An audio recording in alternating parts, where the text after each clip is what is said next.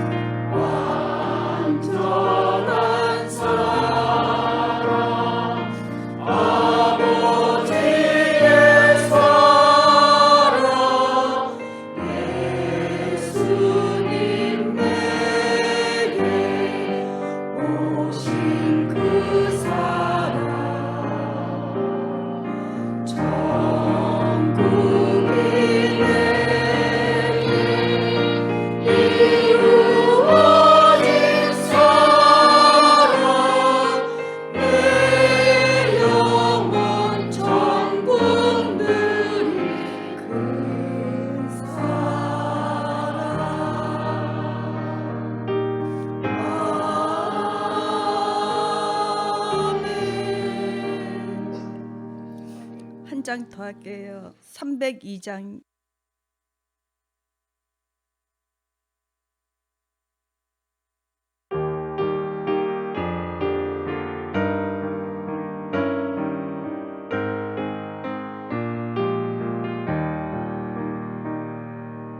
청년의 젊을 때 힘써 말씀을 읽고 배워 하나님 그 뜻을 알고 하나님 알지라 작은 일 충성을 다해 달란트 남기려라 그것이 너에게 주신 하나님 사명이라 청년의 젊을 때 힘써 충성을 다하여라 구원의 갑주를 입고 이기며 나아가라 청년의 젊을 때 그리 유기에 쓰지 말고 세상을 따르는 것은 철저히 버리라 이것이 젊을 때 행한 사랑의 본분으로 이 순종 없이는 절대 섬길 수 없느니라 청년의 젊을 때 힘써 충성을 다하여라 구원의 갑주를 입고 이기며 나아가라 너 진정 믿는다 하면 예수님 명한 말씀 마음과 목숨 뜻 다해 따르기 힘쓰라 거듭난 영혼의 믿음 성령님 믿음 되니 그것이 구원의 듭은 하나님 뜻이니라 청년의 젊을 때 힘써 충성을 다하여라 구원의 갑주를 입고 이기며 나아가라 내 지식 내 생각 모두 예수님 죽으시네 함께 죽음에 나눠고 말씀을 다하리라 예수님 마음과 생각 내 생각 마음 되고 성령님 따르며 진정 예수님 본받으라 청년의 젊을 때 힘써 충성을 다하여라 구원의 갑주를 입고 이기며 나아가라 아멘. 예배를 위하여 잠깐 묵상하시겠습니다. 아멘. 찬송 47장 올려드리겠습니다.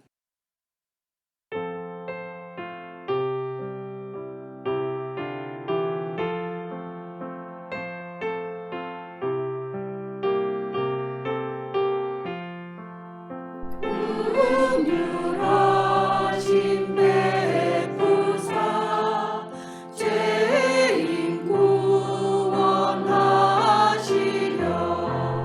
십자가에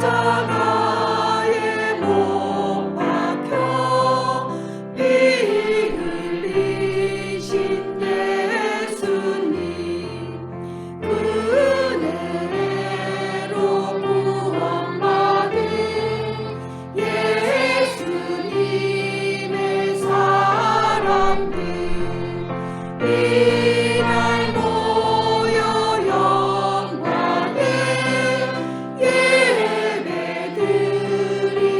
예배드리옵니다. 하늘 들게 하셨으니 아버지여 우리의 감사 찬송 올리는 예배 받으옵소서. 예수님의 이름이 만천하에 전파돼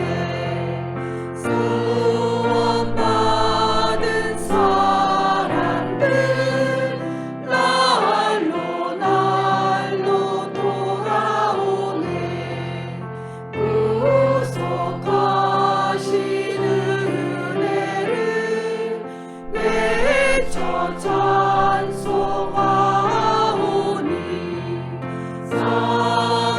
삼위이신 하나님 영광 받으옵소서. 이 예배에 성령님 함께 계셔 주시니 이름 부음의 복을 크게 감사 올립니다. 영광 영광 크신 은혜 땅에 나는 모든 것도 우리 위한 것이니 찬송 받으옵소서. 아멘. 아버지께 감사기도 드리겠습니다. 아버지, 크신 은혜와 깊은 사랑 베풀어 주심에 감사드립니다. 창조전에 아버지께서 죄인을 구원하여 예수님의 생명을 주시고자 하신 뜻을 배우고 깨달은 믿음 되어 죄인으로서 아버지께 나와 회개케 하시고 영접하여 주신 그 큰 은혜에 감사와 영광 올려드립니다. 아버지, 오늘 예수님의 십자가의 피로 구원받은 예수님을 사랑하는 성도들이 함께 모여 아버지께 예배드리며 구원의 은혜를 베풀어 주시고 예수님의 피로 아들 되게 하신 그 은혜를 찬양으로 영광 올려드립니다. 영광 받아 주시옵소서. 아버지, 세상은 온통 어둡고 죄악이 범람하고 온갖 흉흉한 일과 난리와 난리 소문이 있사오나 우리가 염려 근심 두려움이 없음은 예수님의 생명과 예수님의 사랑이 예수님의 기쁨이 우리 안에 넘쳐나고 있어 어둠이 발붙일 곳이 없나이다. 우리를 지켜 보호하여 주시고 푸른 초장 시냇가로 인도하신 양의 목자이신 예수님께서 우리 안에 우리와 함께 영원히 함께 하시니 영원히 감사 찬송 올려드립니다. 우리의 영광이 되시고 우리의 구주가 되신 예수님의 이름으로 아버지께 감사하여 기도드렸습니다. 아멘. 찬송 352장입니다.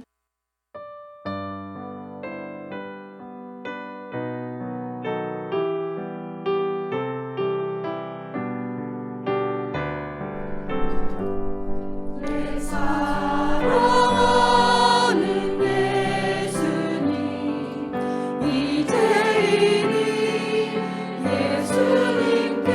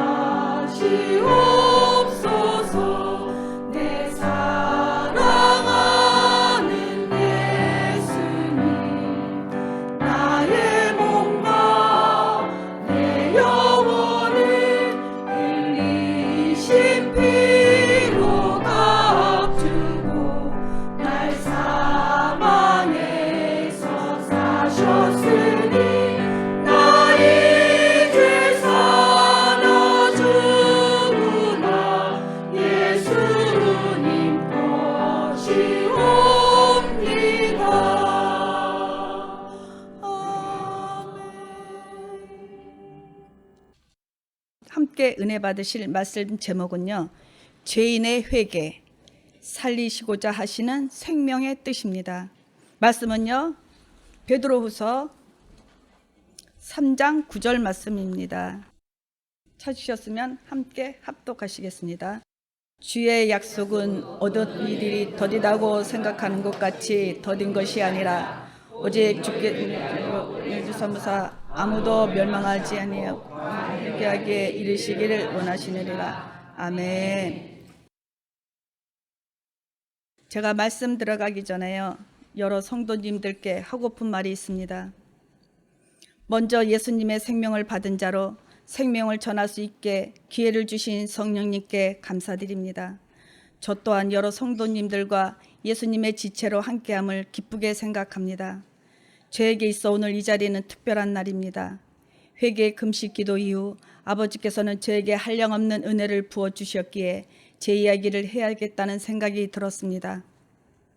저는 세상에 있었을 때 전도사 직임으로 있었습니다. 당시 예수님의 날에는 말씀을 전해야 하는 입장이어서 말씀을 준비하는 그 일이 제게는 너무 버겁고 무거운 것이었습니다. 그래서 여러 목사들의 설교 말씀을 도움받고자 들어보았는데 말뿐인 것으로 영적인 것이 없었어요. 제가 원하는 것은 지식이 아닌 영적인 생수 같은 말씀이었습니다. 능력받아 하나님 일한다고 사명 감당하겠다고 다니며 육체 굶는 금식을 하면서 여기 쫓아다닌 결과 제 속사람은 속빈 강정과도 같았습니다. 신앙도 인격도 안 된 저를 보니 실망과 좌절이 왔습니다. 지금까지 내가 뭘 한 거지 허무했습니다. 결국 다른 사람들의 말씀을 도움받아 전하기는 했으나 자신에 대한 실망감과 답답함으로 자유함이 없었습니다. 당시에 폴 워셔 목사, 존 파이퍼 목사의 설교는 그런대로 감동과 위로를 받았었습니다. 저는 말씀을 준비하는 것이 너무 어렵고 힘이 들던데 다른 이들은 너무 쉽게 하는 것 같아 그들이 무척 부러웠었습니다. 어느 날 제가 가지고 있는 것으로 사명 감당하기에는 너무 부족하고 어림없다는 생각과 성령님의 부르심의 확증도 없었고 받은 알량한 은사도 거짓으로 판단된 이상 더 갈 수는 없었습니다. 그래서 모든 것 버리고 떠나 나오는데 너무 자유하고 너무 홀가분한 거예요. 그때 결단이 오늘의 복이 되었습니다. 그토록 원하고 갈망했던 생명되는 성령님의 말씀 앞으로 인도받았으니까요. 작년 12월 예수님의 날에 목사님께서 그동안 말씀을 받아 먹었으면 이제는 내놓을 때도 되지 않았냐 하셨을 때 그 말씀에 동의는 하였으나 자신이 없었습니다. 그러나 과거의 그때처럼 소홀히 할 수는 없었습니다. 그래서 마음을 다했습니다. 예수님의 생명과 말씀이 내 안에 있으나 어떻게 풀어야 할지 난감했습니다. 저는 성령님을 의지하여 기도할 수밖에 없었습니다. 도와달라고, 저의 지혜가 되어주시라고, 성령님이 아니면 안 된다고 감동 주시라고, 말씀을 말씀되게 전할 수 있게 해달라고 간절한 마음으로 성령님을 의지하였습니다. 그래서 오늘 이 자리에 있게 되었습니다. 성령님께서 목사님 통하여 다 말씀해 놓으셨으니 저는 그저 전하신 말씀을 토대로 제 수준에서 맡기고 준비했습니다. 말씀 중간중간에 간증이 있는데요. 간증은 상세히 기록하였습니다. 왜냐하면 여기 예수님 교회 성도님들이야 다 아시는 것이나 혹시라도 듣는 다른 분들의 도움이 되지 않을까 해서입니다. 저뿐만 아니라 은혜 나누었던 여러 성도님들의 간증이나 말씀도 다른 이들에게 많은 도움이 되었을 거라 생각합니다. 교회 한 피에 믿음의 고백 조회수가 각각 1000건이 훨씬 넘었더라고요. 하여 인터넷 성도님들이나 책을 접하신 분들이 말씀에 동의가 되어졌다면 예수님 교회 성도 한 사람으로서 이것도 교제라 생각되어져 소상히 기록하였는데 들으시는 여러분께서 힘드실까 염려되나 저는 사랑해서 나는 마음으로 하였습니다. 왜냐하면 성령님께서 보내신 레마의 말씀으로 뿌리가 되어진 믿음의 영적 경험만이 생명이요 믿음이요 능력이 되기 때문입니다. 또 그래야 하기 때문입니다. 제가 너무 주제 넘은 것은 아닌지 모르겠지만 그래도 진심입니다. 세상 어느 누구도 생명의 예수님께 저를 이끌어주는 사람은 없었습니다. 오랜 세월 세상에서 지옥과 같은 다리를 건너온 자로서 믿음의 힘을 보내주고 싶었습니다. 간절함과 레마의 말씀 안에만 있으면 성령님께서 도우시니 포기하지 마시라고요. 그래서 정리하다 보니 내용의 분량이 많아졌습니다. 그래서 제가 고민했어요. 어떡하나. 한 번에 하기에는 너무 많은 분량이어서요. 그래서 2부로 나눠서 하기로 했습니다. 그래서 오늘은 중간 정도 하고 나머지는 다음 주에 하는 것으로 하겠습니다. 아까 말씀드린 대로 제목은 죄인의 회개, 살리시고자 하시는 생명의 뜻입니다. 하나님께서 사람을 창조하신 목적은 흙으로 지은 사람에게 예수님의 생명인 영생을 주어 하나님 아버지의 많은 아들을 두시는 것이 목적이요 뜻이셨습니다. 그 일을 이루시기 위하여 무자한 아브라함을 택하시고 아브라함 가정에 복음을 전하셨습니다. 그리고 이방이 너를 인하여 복을 받으리라 하셨고 믿음이 있는 자는 믿음이 있는 아브라함과 함께 복을 받는다 하였습니다. 그 복이 바로 우리가 믿는 예수 그리스도이십니다. 그러면 그 믿음의 복을 받으려면 믿음의 시작이 어디서부터일까요? 창세기 12장 1절 여호와께서 아브라함에게 이르시되 너는 너의 본토 친척 아비집을 떠나 내가 내게 지시할 땅으로 가라 하시는 하나님의 음성을 듣고 의심치 않고 지체함 없이 떠나는 것으로 행동의 동의가 일어났습니다. 예수님의 제자들도 너는 나를 따르라 하셨을 때 모든 것을 버리고 즉시 쫓으니라로 아브라함처럼 행동의 동의가 일어난 것과 같습니다. 이 같은 행동의 동의는 바로 세상과 죄에서 떠나 나오는 것을 말합니다. 창세기 12장 4절에 아브라함이 여호와의 말씀을 쫓았다고 했습니다. 과연 그러면 아브라함이 말씀을 쫓았다고 한 그 말씀은 무엇일까요? 요한복음 1장 1절 태초에 말씀이 계시니라. 이 말씀이 하나님과 함께 계셨으니 이 말씀은 곧 하나님이시라 하신 이 말씀은 신성과 인성이신 하나님 안에 인성의 생명이신 예수님을 말씀이라 합니다. 예수님 이꼬로 말씀입니다.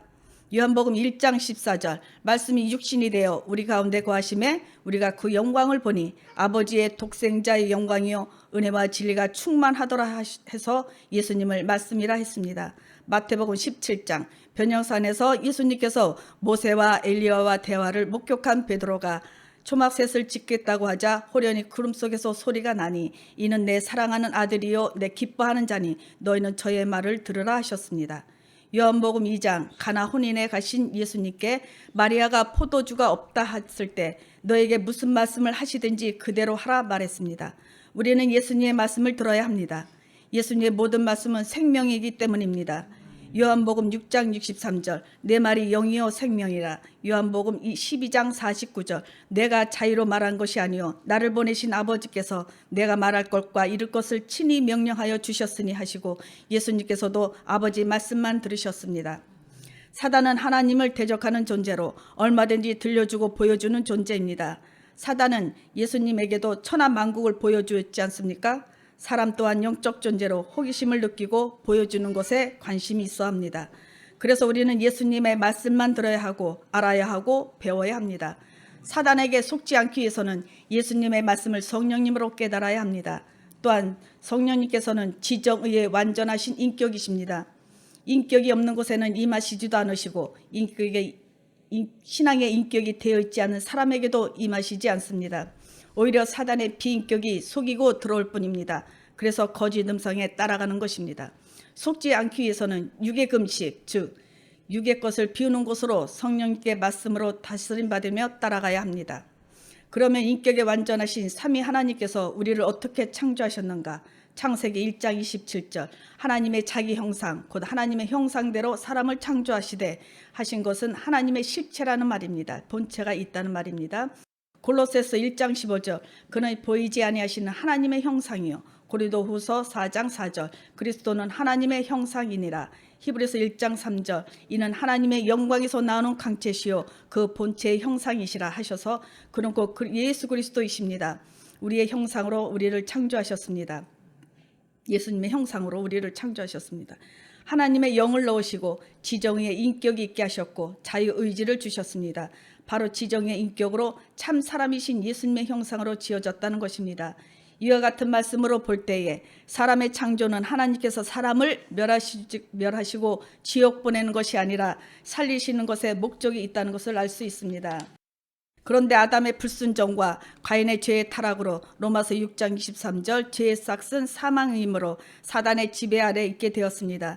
예수님의 형상대로 지은 사람의 인격이 사단의 비인격으로 전락하였습니다. 예레미야 17장 9절 만물보다 거짓되고 심히 부패한 것은 마음이라 했습니다. 이 부패라는 것은 절망적이게 악하다, 치료 불가능하다의 뜻입니다. 로마서 1장 28절로 32절 저희가 마음에 하나님 두기를 싫어하며 하나님께서 저희를 그 상실한 마음대로 내어버려 두사 합당치 못한 일을 하게 하셨으니 곧 모든 불의, 추악, 탐욕, 악의가 가득한 자요, 시기, 살인, 분쟁, 사기, 악독이 가득한 자요, 수군수군하는 자요, 비방하는 자요, 하나님의 묘해하시는 자요, 능욕하는 자요, 교만한 자요, 자랑하는 자요, 악을 도모하는 자요, 부모를 거역하는 자요, 우매한 자요, 배역하는 자요, 무정한 자요, 무자비한 자라. 이같이 사람이 사단의 지배 아래 있게 된 타락한 사단의 죄가 사람 속에서 나왔다는 것입니다. 하나님께서 뱀에게 말씀합니다. 창세기 3장 14절 여호와 하나님이 뱀에게 이르시되 내가 이렇게 하였으니 내가 모든 육축과 들의 모든 짐승보다 더욱 저주를 받아 배로 다니고 종신토록 흙을 먹을지니라 하셔서 흙으로 지은 사람이 육으로 살면 사단이 그 육체를 지배할 권리가 주어지는 것입니다. 이렇게 제 노예가 된 사람 앞에 하나님께서는 로마서 3장 10절로 18절 기록한 바 의인은 없나니 하나도 없으며 깨닫는 자도 없고 하나님을 찾는 자도 없고 다 치우쳐 한 가지로 무익하게 되고 선을 행하는 자는 없나니 하나도 없도다. 저희 목구멍은 열린 무덤이요 그 혀로는 속임을 베풀며 그 입술에는 독사의 독이 있고 그 입에는 저주와 악독이 가득하고 그 발은 피 흘리는 데 빠른지라 파멸과 고생이 그 길에 있어 평강한 길을 알지 못하였고 저희 눈앞에 하나님을 두려움이 없느니라 함과 같으니라 하셨으니 사람은 하나님 앞에 모두 죄인이다 선언하셨습니다. 예수님께서도 마가복음 17장 20절로 23절에 또 가라사대 사람에게서 나오는 그것이 사람을 더럽게 하느니라. 속에서 곧 사람의 마음에서 나오는 것은 악한 생각과 곧 음란과 도덕질과 살인과 간음과 탐욕과 악독과 속임과 음탕과 흘기는 눈과 회방과 교만과 광패니 이 모든 악한 것이 다 속에서 나와 사람을 더럽게 하느리라 말씀하시고 가망 없는 사람의 육의 부패함을 드러내셨습니다. 이같이 하나님께 대하여 죄 지은 인간은 지옥의 멸망을 피할 길이 없는데 믿음의 조상 아브라함을 세상에 부르시고 시인 구주 예수님을 보내실 것을 언약하시고 언약대로 예수님께서 오셨습니다. 아브라함의 믿음은 이미 예수님을 보고 믿었던 것입니다. 그것을 증거하는 말씀이 요한복음 8장 56절 아브라함은 나의 때 볼 것을 즐거워하다가 보고 기뻐하였느니라 하셨습니다. 이것이 이제 예수님께서 말씀하셨어요. 믿음이라는 것은 미래를 보는 것입니다. 아브라함에게 너의 친척 본토 아집을 떠나 내가 내게 지시할 땅으로 가라 하셨을 때 순종하여 가나안에 들어갔던 그는 가나안 땅에서 100년 동안 살았습니다. 천국의 모형인 가나안 땅에서 살다가 하늘의 가나안이 낙원으로 들어갔습니다. 그러므로 믿는다 할 때 그 믿음의 시작은 어디서부터인가? 바로 하나님의 말씀을 듣고 본토 친척 아비집인 세상에서 죄에서 떠나나오는 것부터가 믿음의 시작이요 그것이 믿음이요 믿음의 일입니다. 구약의 이스라엘 역사를 통해 우리를 구원하시기 위하여 이스라엘 백성에게 예수님을 상징하는 수양으로 번제 제물로 들어 피를 흘려 우리의 죄를 속죄해 주시고 율법을 통해 죄인임을 보게 하시고 하나님 앞을 떠나 스스로 내가 주인 되어 살아왔던 죄인이었음을 인정하고 고백하여 제된 성품을 육의 금식으로 회개하고 돌이켜 주신 생명 주시는 아버지의 사랑스러운 말씀으로 인도받아 저와 여러분이 구주 예수 그리스도께로 왔습니다. 사람은 예수님의 생명으로 완성되어야 하며 죄인으로 예수님을 맞아 영접하는 것이 율법의 뜻이요 아버지의 뜻입니다. 그 율법을 통해 지키고자 하나 지킬 수 없는 인간의 한계를 보게 하시고 애통하여 회개케 하시고 인생의 매로 치시고 상처 싸매시고 사랑으로 위로하여 주시고 이 모든 과정이 예수님으로 구원 얻게 하시는 아버지의 사랑의 마음을 알았습니다. 의인은 없나니 하나도 없는 육의 부패함으로 멸망할 수밖에 없는 우리의 본질을 말씀을 통하여 깨닫는 겸손함이 있어야 합니다. 이렇게 되는 것은 우리의 애통한 회개가 있을 때 이루어지는 것입니다. 아버지의 살리시고자 하시는 생명의 뜻인 회개의 말로 아버지께서 주시는 복이요 상급입니다. 영생이신 예수님의 생명으로 영원히 사는 데 이보다 더 큰 복이 어디 있으며 상급이 어디 있겠습니까? 목자이신 예수님께서 누가복음 15장에 잃어버린 양을 찾아 어깨에 메고 즐거이 가셨던 예수님을 우리는 기억합니다. 자기가 죄인임을 알고 회개하여 돌이키면 예수님께 찾아진 바 되어 예수님께서 영접하신다는 것입니다. 위로와 영광에 함께 앉게 하시는 죄인의 복입니다. 우리 신약시대 이방인들은 이스라엘 백성과 같이 소잡고 양잡아 피 흘리는 제사는 해당 없지만 그 역사를 보고 말씀의 의미를 깨달아 내게 적용하여 더 겸허한 자세로 신앙에 임해야 한다는 것입니다. 하나님의 형상대로 사람을 지으시고 그 사람에게 생명되는 영의 양식인 예수님의 말씀을 성령님으로 깨달아 죄인으로서 나를 부인하며 내 죽은 십자가를 지고 예수님을 따르며 경험의 능력으로 세워져 달란트 남기고 문화로 믿음의 연단을 받으며 기도하고 있는 영혼들이 지옥에 가는 것을 원치 않는 진심 어린 사랑으로 성령님으로 기도하고 복음을 전하는 세마포 입은 옳은 행실로 아버지를 기쁘시게 하고 영광 돌리는 저와 여러분이 되시기를 예수님의 이름으로 소망합니다. 누가복음 18장 9절로 14절은 바리새인과 세리의 비유 말씀입니다. 성경 말씀은요, 아담의 후손인 가인과 아벨을 통하여 사람의 두 길이 난 것을 우리가 배웠지 않습니까?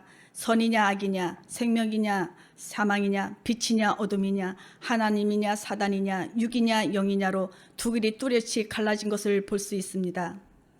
누가복음의 여기 비유 말씀도 역시 예수님께서 두 사람으로 표현하셨어요. 바리새인과 세리 두 사람이 하나님의 성전에 올라갔습니다. 바리새인은 서서 따로 기도하여 가로되 해서 따로 서서 기도했다는 것입니다. 이들의 마음이 어떠했을까를 알 수 있는 것이죠. 바리새인의 뜻은 거룩히 구별된 자입니다. 거룩한 자기들은 하나님의 선민으로 계명을 지키는 거룩한 의인으로 율법을 왜곡되이 생각하여 세리와 가난한 자를 업신여기고 개체급하였고 죄인들이라 생각했습니다. 그리고 자기의 행위 열심과 율법을 지키는 자기 의를 가지고 나왔습니다.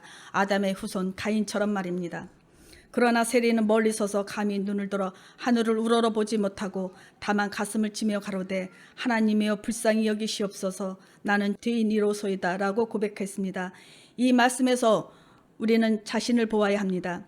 예수님의 말씀의 의도는 너희가 내 앞에서 어떤 모습으로 나왔느냐, 자기 의를 가지고 나온 바리새인이냐 아니면 자신이 죄인이라 고백한 세리로 나왔느냐 하시는 예수님의 물음이십니다. 예수님께서 말씀하십니다. 내가 너에게 이르노니 이 사람이 저보다 의롭다 하심을 받고 집에 내려갔느니라. 이 말씀을 하심으로써 누가 긍휼의 은혜를 받을 수 있는가를 비유 말씀으로 알게 하셨습니다. 세리처럼 진심으로 회개한 자는 더 이상 죄인이 아니요 의인입니다. 예수님께서는 죄인의 구주로 오셨기에 의이신 예수님께서는 기꺼이 우리의 의가 되어 주셨습니다.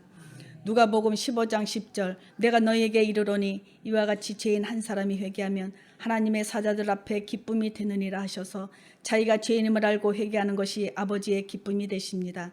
또 말씀하시길 무릇 자기를 높이는 자는 낮아지겠고 자기를 낮추는 자는 높아지리라 하시니라.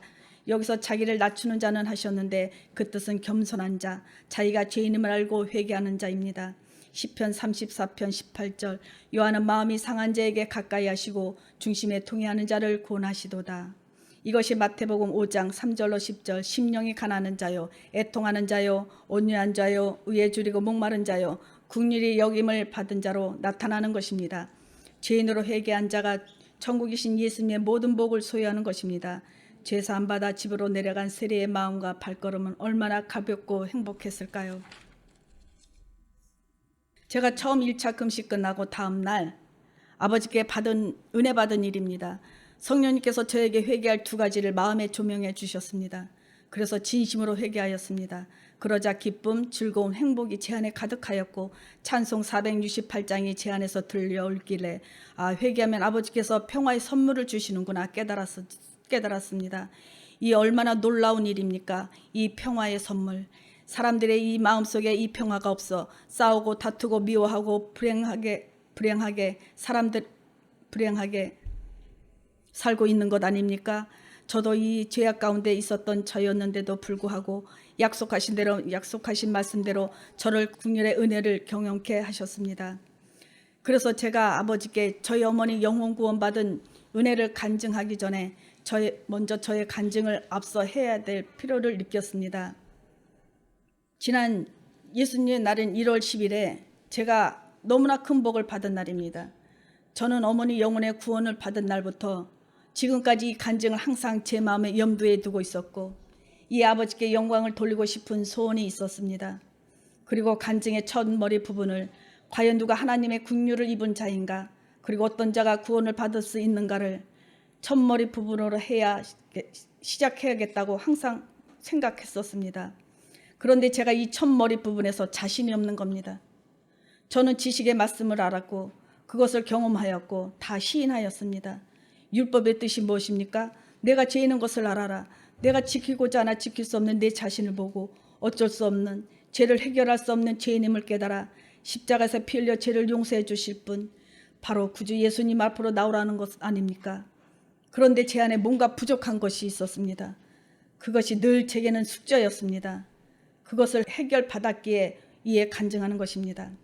저는 마태복음 5장 3절의 레마의 말씀인 산상의 말씀 중에서 심령이 가난한 자는 천국이 저희 것이며 하셨는데, 이 말씀을 받기 전에 제가 심령이 가난한 자였다는 것을 레마의 말씀을 듣고 알았습니다. 목사님께서도 그러셨다고 하셨어요. 저도 그랬습니다. 저도 세상에는 행복은 없다, 오직 예수님 영적이라는 것을 알아버렸습니다. 제 마음이 그랬습니다. 그때부터 지옥을 경험하며 살았습니다. 늘 마음은 공고했고 채워지지 않았습니다. 그것이 바로 예수님의 생명이 없었던 제가 겪고 있는 고통이었던 것입니다. 그 이유를 레마의 말씀으로 알았습니다. 그리고 말씀 안에서 하나씩 경험하며 나갔습니다. 저는 제가 죄인인 것도 알았습니다. 그래서 예수님의 피로 구원받은 것도 확실히 알았고 제 안에 내적 영의 경험, 확증도 있었습니다. 죄로 인해 애통도 했습니다. 그런데 뭐가 부족한 것이 있었는데 그것을 몰랐습니다. 그것이 무엇인지 제 마음에 100% 만족함이 없었습니다. 대체 이게 뭐지? 알 수가 없었습니다. 100%가 아니니 믿음의 시험도 있었습니다. 나는 이사야 58장 8절의 말씀을 성령님으로 직접 들은 확실히 받은 자인데 이게 뭐지?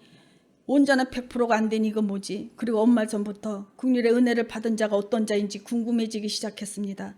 아까 앞에서 말한 대로 자기가 죄인임을 아는 자라고 우리가 배웠지 않습니까? 그런데 저는 그것 말고 다른 것이 또 있는 줄 알았어요. 아버지께서 보시는 다른 무엇이 내게 있는지 혼자 착각했었습니다. 그래서 저는 저를 봐도 아버지의 긍휼의 은혜를 입을 만한 것이 아무것도 제 속에는 없었어요. 아무리 뒤져봐도 내가 어떻게 긍휼의 은혜를 어떻게 받았니 내 속을 찾아봐도 없었어요. 나중에 겨우 하나는 찾은 것이 얼마 전에 회개였습니다. 회개. 근데 저는 회개를 잘합니다. 금방 같은 죄를 또 질지언정 바로 회개하는 편이에요. 혹시 이건가? 그런데 이것도 아닌 것 같았어요. 그래서 저는 예수님의 날에 목사님께 여쭤봤습니다. 죄인인 것을 아는 것 말고 혹시 아버지께서 다른 무언가 내게 있는가 기대하는 마음으로 목사님, 아버지께 긍휼의 은혜를 입은 자가 어떤 자인가요? 생뚱맞은 질문을 했던 것입니다. 그런데 역시 목사님의 대답은 말씀에 벗어나지 않으셨습니다. 자기가 죄인임을 아는 자라고 말씀하시길래 그건 저도 아는데요, 목사님 그거 말고 다른 거요 하고 제 속에서 말하고 있었습니다. 그리고 문선진 성대 예배 시간 인도였습니다. 거의 끝나갈 무렵 목사님의 자기가 죄인임을 아는 자라는 말씀이 떠올랐습니다. 그 말씀이 서서히 감동이 되더니 기도 시간에는 제가 제 입으로 고백하는 것이었습니다. 저는 죄인입니다. 저는 죄인입니다. 나는 죄인입니다. 아버지께서 찾으시는 죄인력이 있습니다. 아버지께서 찾으시는 죄인력이 있습니다. 아버지가 찾으시는 죄인력이 있습니다. 심령이 애통이 되어 한없이 고백해 드렸습니다. 저는 죄인입니다. 아버지가 찾으시는 죄인력이 있습니다. 그러자 잠시 후 제 마음이 가벼웠습니다. 제가 기쁘고 즐겁고 행복함이, 이 감동은 바로 죄인으로 아버지 앞에 회개된 자의 모습인 기쁨이요 즐거움이요 행복이라는 것을 알았습니다. 이 행복이 점점 누루처럼 내 마음에 퍼져 천국을 이루었습니다. 이거였구나. 그 2% 부족한 것이 이거였구나. 내가 진정 아버지께 죄인의 이 고백, 내 심령 깊은 곳에 내비치는 이 외침, 저는 죄인입니다. 아버지께서 찾으시는 죄인력이 있습니다. 예, 이 고백, 진정의 고백, 영혼의 진정한 고백이 빠졌었던 것입니다. 우리가 나는 죄인입니다라고 쉽게 고백합니다. 그러나 영의 경험으로 고백되어지는 것은 쉽지 않습니다. 그러면 어떻게 해야 되나요? 성령님께 나를 내려놓으면 됩니다. 성령님께 도움을 구하면 됩니다. 그러면 자연스럽게 인도하는 것이라 생각합니다. 이것은 억지로 내가 되고 싶다고 해서 되는 것 절대 아닙니다. 내가 얼마나 성령님을 의지하느냐에 달린 것입니다. 육의 회개, 금식, 기도를 통해서입니다. 제가 이번 경험을 알았습니다. 죄인으로서 고백할 수 있게 인도하신 성령님께 감사드립니다. 그리고 간증의 첫 시작을 과연 누가 하나님 아버지의 긍휼을 입은 자인가, 그리고 어떤 자가 구원을 받는가에 대하여 저의 경험이 되었으니 이렇게 당당히 즐겁고 감사의 고백을 할 수 있게 하신 성령님께 감사드립니다. 그래서 말씀의 제목을 회개, 처음에는요 회개 살리시고자 하신 생명의 뜻에서 은혜로 이게 제가 경험이 되어진 죄인 되어졌기 때문에 죄인의 회개로 앞에 죄인의 자를 더 붙였어요. 그래서 살리고자 하신 생명의 뜻으로 정정하였습니다. 처음 정리하면서 썼을 때 제가 이렇게 쓰지 못했습니다. 왠지 내키지가 않았습니다. 이제는 누가 하나님의 긍휼을 입은 자인가, 그리고 어떤 자가 구원을 받은 자인가, 그것은 자기가 죄인임을 아는 자, 그런 자가 아버지의 긍휼하심을 입고 구원받은 자입니다. 죄인의 회개, 아버지의 살리시고자 하신 생명의 뜻이 제게 제공되어진 말씀이 되니 아버지의 한량없는 은혜에 감사드립니다. 나의 아버지, 나의 구주 예수님, 나의 보혜사 성령님, 감사와 영광을 영원히 올려드립니다. 아멘. 이제 숙제가 풀렸으니 이제 저희 어머니 간증 시작하겠습니다. 저에게는 팔순의 노모인 어머니가 계십니다. 지금은 양로원에 계십니다. 지금은 돌아가셨지만 아버지께서 뇌경색으로 쓰러져 병원에 모시고 갔는데 두 분 모두 치매 판정을 받았고, 아버지는 거기다가 만성 신부전까지 겹쳐져 한번 투석하는데 4시간 소요됩니다. 이것을 일주일에 3, 4일을 투석해야 하는 상황이 되었습니다. 그때부터 하루가 짧을 정도로 바쁘게 움직여야 했습니다. 저는 두 분이 너무 불쌍하여 마음은 슬펐고 눈과 마음은 늘 울고 다녔습니다. 두 아들은 미국에 있어 제가 혼자 부모님을 보살펴야 했는데, 설상가상 아버지가 중환실로 옮기셨고 어머니는 증세가 심어져 길도 못 찾는 지경에 이르렀습니다. 그 와중에도 무엇보다도 어머니의 영혼 구원이 없다는 것에 가슴이 짓눌렸습니다. 치매라면 구원이 없다는 이야기인데 믿을 수 없었습니다. 저희 어머니는 여자로서의 당신의 삶은 없었습니다. 저희 3남매를 모두 대학에 보낸 어머니의 고생은 이루 말할 수 없는 것이었습니다. 오직 가족을 위해 당신을 희생하신 분입니다. 그것이 같은 여자로서 가슴이 많이 아팠습니다. 예수님을 믿은 후에는 물질, 시간을 영혼들을 위해 투자했고, 당신의 수고에는 아랑곳하지 않고 자기 계산과 거짓과 욕심이 없는 정직하고 착한 삶을 사신 분이셨습니다. 그래도 이 땅에서 고생은 했어도 천국에 소망이 있었기에 염려 없었습니다. 그런 어머니가 치매라니, 구원이 없다니, 이럴 수는 없어. 가슴은 떨려 먹먹했고 머릿속은 복잡하면서 멍했습니다. 어머니는 어떤 상황에서도 성경 읽는 것과 기도를 쉬지 않으셨고, 많은 은사와 많은 영혼을 위해 기도하셨고, 전도 또한 열심히 있었기에 구원받지 못할 것이 이유도 없었고 상상도 안 해봤던 일이었습니다. 그러다 어느 날 걸레질하다 문득 어머니 얼굴이 떠오르는데 심장이 못 박히는 고통으로 숨조차 쉬지 못해 무릎을 꿇은 채로 꼼짝 못했습니다. 너무 고통스러워 가슴을 부여잡고 울기만 했습니다. 그런 어머니가 너무 불쌍해서 건들 수 없었습니다. 참으로 애통했습니다. 저는 저를 낳아준 어머니로도 좋아했지만 신앙으로서의 어머니를 더 사랑했습니다. 그리고 1년 뒤에 성령님의 인도하심으로 예수님의 교회에 출석하게 되었습니다. 그러던 어느 예수님의 날에 성령님께서 신 목사님을 통해서 그동안 제가 지냈던 일을 마치 보신 것처럼 말씀하시기에 제가 깜짝 놀랐습니다. 그날부터 성령님께서는 어머니의 구원을 위하여 일하고 계셨습니다. 교제 끝나고 자리에서 일어나려고 하는데 목사님께서 구원받았음을 그냥 믿어 하시기에 아멘하고 화답하고 집으로 돌아와 기도하는데 정말 믿어지는 것이었습니다. 신기했습니다. 성령님께서 저의 믿음을 도와주셔서 어머니의 영혼 구원에 확신이 왔습니다. 하나님 아버지의 자녀인 제가 어머니로 인하여 애통해 하니 국률의 은혜를 베풀어 주셨는데 아버지께서는 더 아픈 마음으로 저를 바라보고 계셨습니다. 우리도 우리 자녀가 아프면 내가 더 아프고 그 아픔을 내가 대신 져주었으면 하는 사랑의 마음이 있지 않습니까? 아버지께서도 그런 마음이셨지 않나 생각합니다. 5년이 지난 지금도 요양원에서 치매 증상으로 인한 부상의 소식을 종종 듣고 있습니다. 그러나 아무리 상황이 좋지 않을지라도 성령님께서 주시는 믿음은 의심 없이 견고하다는 것을 경험하게 되었습니다. 믿음이 의심되어지는 것은 자기 믿음, 자기 신신의 믿음인 거짓 믿음이기 때문입니다. 언젠가 기도 중에 어머니를 대신해 회개 기도를 드려야겠구나 하는 마음의 감동이 와서 그동안 잘못 믿었음에 대한 회개와 그럼에도 불구하고 우리 모녀에게 구원의 은혜를 주셨음에 감사를 드렸습니다. 얼마 목사님께 말씀드렸더니 그것이 중보라 하셨습니다. 그동안 어머니의 구원받았음을 감사드리며 하루빨리 안식을 누리게 해주시라 간구기도 하고 있었는데 얼마 전 목사님의 말씀이 성령님께서 감동 주시길 어머니가 자기 의가 있어 하나님께서 데려가실 수가 없고 일하실 수가 없다고 하셨습니다. 생각지도 못한 문제에 딱 부딪히니 기도하지 않을 수 없었습니다. 저는 다시 애통해하며 아버지께 기도드렸습니다. 아버지, 우리 모녀에게 구원의 은혜를 베풀어 주셔서 감사드립니다. 그런데 아버지, 지금까지 구원받았음을 기뻐했는데 어머니에게 의가 있어 구원이 막혔다면 안 되잖아요. 그러니 회개하게 해주세요. 성령님께서 개입해 주셔서 감동 감아주시고 병원 가는 날은 정신 말짱할 때 만나게 해주셔서 어머니가 인정하고 진심으로 회개할 수 있게 해주세요. 아버지께서 꼭 받으시는 회개가 되게 해주세요.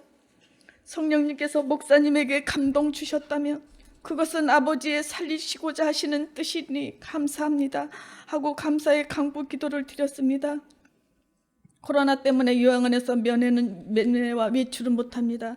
그런데 어머니는 정신과 약을 처우떡방 받아야 하기에 외출이 가능했습니다. 이것도 아버지의 은혜입니다. 이런 이유가 아니었다면 면회조차 못했을 것이고 그러면 어머니의 회개 기회는 쉽지 않았을 것입니다. 어머니와 함께 약을 처방받고 오는 길에 차를 세워놓고 이사야 64장 6절의 말씀, 우리의 의는 다 더러운 옷과 같다고, 우리의 의로 천국에 갈 수 없다고, 오직 우리 죄를 사해 주신 예수님의 의로만 갈 수 있다고, 옛날에 엄마가 봉사 헌신하고 은사 있고 물질 쓰고 기도해주고 그것이 속에 자랑이 되어 있다면 그것이 의다, 마음에 그렇지 않았느냐 했을 때 그렇다고 시인하셨습니다. 손을 가슴에 대고 저는 어머니를 안고 거짓 은사와 잘못 믿었음에 대한 회개와 마음에 의가 있었던 죄를 시인하고 그 죄를 용서하여 주시기를 또 용서하여 주셨음에 감사의 회개의 기도를 드렸습니다. 어머니는 아멘으로 화답하셨습니다. 그때 저는 아버지의 국률의 은혜를 보았고 그 사랑이 깊다는 것을 깨달았습니다. 아버지께서는 저의 간구 기도대로 어머니가 정신이 돌아왔을 때 만나 회개 기도 드렸고 성령님께서 개입해 주시고 감동 감아 주셔서 아버지의 살리시고자 하신 뜻인 회개의 기회를 주셨음에 감사드렸습니다. 저와 어머니는 하나입니다. 저 어머니는 하나예요. 집에 돌아와 감사 기도 드렸는데 마음이 기쁨이 있었습니다. 저는 아버지께서 우리 모녀의 회개 기도를 받으셨구나를 알았습니다. 우리 모녀의 회개 기도를 받으신 아버지 감사합니다 하고 아버지께 또 한 번 감사의 기도를 드렸습니다. 이번 일을 경험하며 느낀 것은 믿음으로 구원받았다고 하는 것도 중요하지만 그곳으로 하나님 앞에 갈 수는 없습니다. 아버지 앞에 죄인으로서 참다운 회개를 거치지 않고는 구원은 없다는 것을 말씀과 경험을 통하여 알게 되었습니다. 잠언 28장 13절, 자기 죄를 숨기는 자는 형통하지 못하나 죄를 자복하고 버리는 자는 불쌍히 여김을 받으리라. 제가 여러분에게 전하고 싶은 것은 우리의 할 일은 바로 영원 사람밖에 없다는 것입니다. 저는 아버지께 우리 어머니 구원해 주세요라고 기도한 적 없습니다. 다만 그저 영혼이 지옥 가는 것을 너무 마음 아파했고 그 애통함이 영혼 사랑하는 마음이 있기에 아버지의 국률의 은혜로 어머니의 구원을 이루어 주신 것입니다. 그날 회개 기도 이후 어머니는 요양원에서 나오지 못했습니다. 코로나가 더욱 강화되었기 때문입니다. 혹시 누군가가 치매가 어찌 구원이냐 하신다면 고린도전서 5장 5절 육신은 멸하고 영은 주 예수의 날에 구원을 얻게 하려 함이라 하신 말씀으로 이해하시면 되겠습니다. 자녀의 아픔을 아신 아버지이십니다. 이 간증을 쓰면서 드는 생각이 어머니에 대해 깊은 마음이 있게 하신 것도 아버지셨구나. 거짓 잘못된 가르침에 속아서 행했던 모든 일을 하나님이리라 하여 성심으로 헌신했던 어머니에게 공의의 하나님 아버지께서 불쌍히 여기셔서 우리 모녀에게 은혜를 베풀어 주셨구나 하는 생각을 하게 되었습니다. 누가복음 24장 47절 또 그의 이름으로 제사함을 얻게 하는 회개가 예루살렘으로부터 시작하여 모든 족속에게 전파될 것이 기록되었으니 이 말씀이 우리 모녀에게 응한 말씀이 되게 하신 아버지께 감사드립니다. 너를 궁일이 여기래 하셨던 아버지께서 어머니의 구원을 온전하게 하셔서 영원한 천국의 안식을 주신 삼위 하나님께 감사와 영광 올려드립니다. 오늘 말씀은 여기까지입니다. 기도하겠습니다. 아버지 감사합니다. 아버지의 사랑과 은혜인 생명의 말씀을 보내주셔서 죽었던 영혼을 소생시키시고 바른 믿음으로 예수님을 깨달아 아는 지혜를 주시고 경험하여 삼위 하나님과의 사랑하여 따르는 참 믿음의 바른 관계로 이끄시니 참 감사드립니다. 우리가 어쩌다가 하늘과 땅을 통틀어서 세상에 없는 예수님의 말씀을 사랑하여 따를 수 있는 귀한 복을 받았는지요. 그 크신 사랑과 은혜에 감사와 영광 올려드립니다. 바른 지식의 말씀과 찬양의 말씀으로 아버지와 아들 예수님과 성령님께 감사의 영광 올려드립니다. 또한 예수님의 교회 어린이 성도들이 키가 자랑같이 지혜가 자라 아버지께서 보시고 기뻐하시는 믿음의 어린이 성도가 되게 하시니 감사와 영광 올려드립니다. 우리를 죄에서 구원하신 귀하신 예수님의 이름으로 기도드렸습니다. 아멘. 찬송 249장 올려드리겠습니다.